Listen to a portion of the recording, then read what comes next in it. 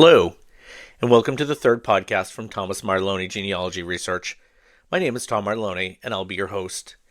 Today, my podcast focuses on the importance of photographs in genealogy research. Over the years, I've become quite the photo enthusiast because I really have come to believe that photographs enhance research and bring to life individuals who might otherwise remain just names and dates on a chart. I have often reached out to people in search of old photos, and I've been very fortunate to have many individuals share their collections with me. In this episode, I'll be discussing how to collect, tag, and manage photos, as well as how to use them for research clues. Not only do photos add depth to your family tree, but they can also reveal hidden details that may lead to new discoveries. When I first started researching my family history, I really did not place much emphasis on collecting photographs. My initial focus was primarily on uncovering genealogical clues about my ancestors, including both those from overseas and those from the United States. And I can't really pinpoint the exact moment when my interest in photos grew. However, what I would share with you is that once it did, it really became something of an obsession. One of my earliest experiences with collecting old photos was when my aunt shared a collection she had of our family, including images of our Italian ancestors as well as those of our ancestors from the United States. Up until then, my research had mainly consisted of collecting names and dates and also birth, death, and marriage certificates. So what I'll share with you is that receiving these photos was really eye-opening. Seeing people's faces, imagining their lives, and recognizing family resemblances made my research feel much more personal and tangible. After a period of time, some of my most cherished photos include those of my great-grandparents from Italy, as well as pictures of my grandfather and his siblings as children. These images, combined with the stories that relatives and that my aunt had shared, helped create a vivid picture of my ancestors' lives over time. As my collection grew, I began reaching out to more relatives asking if they had any old photos they'd be willing to share. Sometimes I drove to their homes to borrow and scan photos before returning them, while other times people generously gifted me their copies. I vividly recall one occasion when my cousin mentioned old portraits that she thought had been stored in the attic of my grandmother's house before she moved.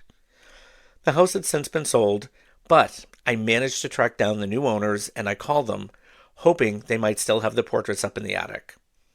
While this particular venture did not yield any discoveries, I have learned that taking chances like this can sometimes lead to incredible finds.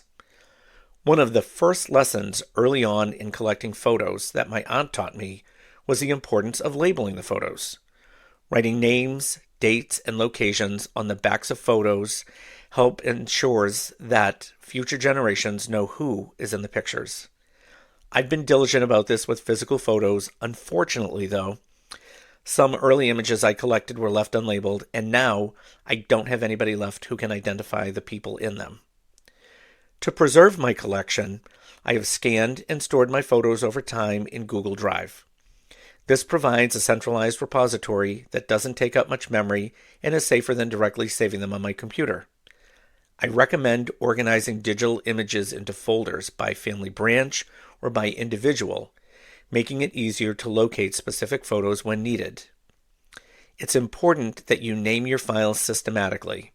I would recommend starting with the person's last name, first name, and a couple words that are a description, which will help with the organization. While I haven't yet figured out what to do with all of my original prints, that's a topic I plan to explore in a future podcast. In addition to Google Drive, I also use the photo enhancement features on myheritage.com to improve the quality of old and damaged photos. The platform offers tools to sharpen photos, colorize black and white images, and even animate portraits using artificial intelligence. Some people do find the AI animation features a bit unsettling. Personally, I think it's fascinating and I love it. My sister, on the other hand, she thinks it's totally creepy and has said to me on multiple occasions, "Don't send me any more AI-generated photos." Regardless, myheritage.com has some of the best photo tools available, although Ancestry.com has also started offering some similar features, and those could be of value to you too.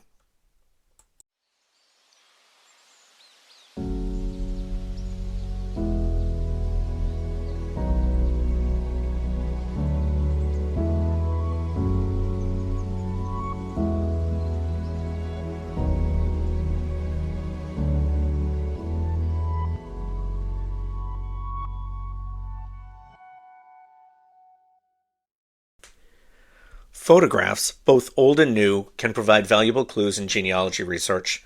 Sometimes, a photo may not reveal its secrets immediately, but revisiting later can lead to new insights. One straightforward clue is the date stamp that photo developers often placed on the border or backs of prints. These timestamps can help pinpoint when a picture was taken and establish a timeline for certain individuals. A great example of uncovering clues through photos happened when I received two separate images from two different relatives. One was from my aunt, showing my great-grandfather, his twin sister, and a woman I initially believed to be their grandmother, sitting in a cotton field. Later, a distant cousin sent me another photo featuring a similar elderly woman alongside younger family members outside of a log cabin. After careful comparison, I realized that the woman in the cotton field was actually my great-grandfather's mother, Nancy Tilford McGuire Johnston, and the elderly woman in the log cabin photo was her mother, my third great-grandmother, Melinda Berry McGuire. This discovery really helped reshape my understanding of our family history. Another compelling example involved a photo of my third great-grandmother, Amaranda Russell Harper. Many people researching her believed she had died around 1880, as that was the last census record where she appeared. However, my copy of her portrait had a photographer's stamp reading Stone, Caldwell, Texas. After researching the photographer's history, I discovered that he operated in Caldwell, Texas between 1892 and 1896. This meant that Amaranda must have lived well beyond 1880, providing a crucial clue for further research. Some genealogy software and online tools can also help date photos based on clothing styles and other details. While these tools may not always be perfectly accurate, they can provide a useful starting point when trying to determine a photo's time period. In thinking about using photos and incorporating photos into your family history research, here are the major points I would share with you. Be sure to reach out to older relatives. They may have photos tucked away that they'd be willing to share. If they hesitate to part with them, use a good quality phone camera and take digital copies. Make sure you label your photos. Write names, including maiden names, dates, and other identifying details on the back. Use a soft pen or pencil, an archival pen, to avoid damaging the images. When you're storing your photos, make sure that you stack the physical photos and place them back to back rather than front to back to prevent any type of ink transfer. As I mentioned earlier, in regards to organizing digital files, using Google Drive or another cloud storage service to create well-labeled folders for different family branches or individuals can help keep your photos tidy and organized and easy to find. I always recommend periodically reviewing your collection. Sometimes clues emerge over time. Keep a selection of unidentified photos accessible for occasional review. You might just notice something new.